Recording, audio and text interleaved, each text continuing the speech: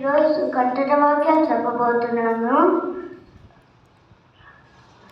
కొండ చెట్టు నా కన్నులకు చూన్నాను, నాకు సాయం ఎక్కడి నుండి వచ్చును, యెహోవా వల్లే నాకు సాయం కలుగును. అతడు భూమి ఆకాశాలను స్తుతించి ఆయన నీ ప్రాణము తొట్టిల్లనియడు. నిన్ను కాపాడువాడు కునుకడు, ఇశ్రాయేలు కాపాడువాడు కునుకడు, నిద్రపోడు. యెహోవాయే నిన్ను కాపాడువాడు. నీ కుడి పక్కన యెహోవా నీకు నీడగా ఉండును.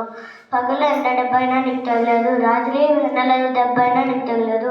అపాయం రాకుండా యెహోవా నిన్ను కాపాడును.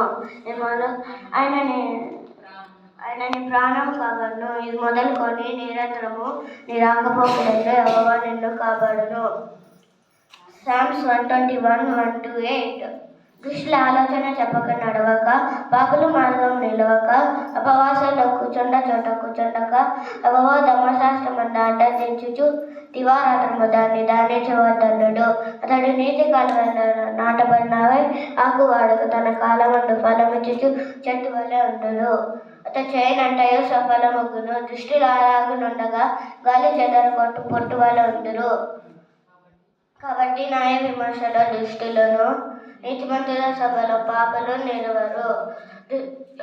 నీతిమంతుల మార్గం యెహోవాకు తెలియను, దుష్టుల మార్గము నాశనం నడుగును.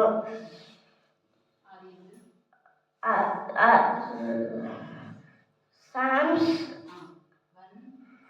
1:1-6. ఆదియందు దేవుడు భూమి ఆకాశాలను సృజించెను. ఆదికాండం 1:1. నశించిన దానిని వెదకి రచించుటకు మనుష్య కుమారుడు వచ్చెను. లూకా 19:10.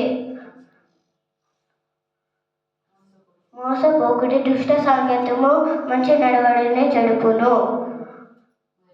1 కొరింథీ 15:33.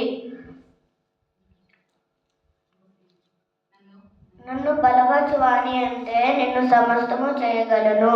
ఫిలిప్పీ 4:13. ఆజ్ఞ అతిక్రమమే పాపము. 1 John 3:4.